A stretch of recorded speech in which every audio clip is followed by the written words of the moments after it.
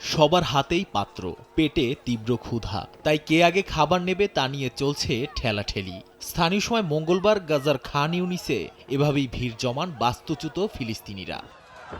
দীর্ঘ সময় লাইনে দাঁড়িয়ে সৃষ্টিকর্তার কাছে প্রার্থনা করছেন অনেকে। তবে সবার মনে একটাই প্রত্যাশা, বন্ধ হোক এই যুদ্ধ বিগ্রহ, বন্ধ হোক একমুঠো খাবার ও জীবন নিয়ে রাজনীতি, শেষ হোক ইসরায়েলি আগ্রাসন ও দখলদারিত্ব। সৃষ্টিকর্তার কাছে আমাদের একটাই প্রার্থনা, বন্ধ হোক এই আগ্রাসন। দখলদারিত্বের কারণে আমরা নিদারুণ কষ্টে দিনাতিপাত করছি। দক্ষিণ গাজায় কোনো খাবার নেই। এখানকার অবস্থা এতটাই করুণ যা আপনাদের ধারণার বাইরে। আমরা এখানে অপেক্ষা করছি একমুঠো খাবারের আশায়। খাদ্যের পাশাপাশি আমাদের এখানে চরম পানির সংকটও আছে। এখন খাবার নিয়ে যাব বাচ্চাদের কাছে।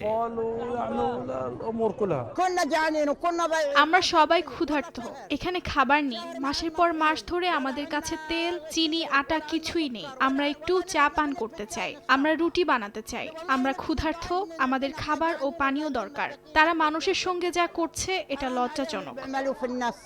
এর আগে ইসরায়েল নিয়ন্ত্রিত দক্ষিণ গাজায় গেল শনিবার প্রায় ১০০টি খাদ্য সহায়তার ট্রাক লুট করে মুখোশ পরিহিত বেশ কয়েকজন অস্ত্রধারী। এ ঘটনায় তীব্র নিন্দা জানিয়েছে হামাস। ফিলিস্তিনের স্বাধীনতাকামী সংগঠনটি জানায়, অসহায় ও নিরীহদের খাবার যারা লুটপাট করে নিয়ে গেছে তাদেরকে কঠিন শাস্তির মুখোমুখি দাঁড় করানো হবে।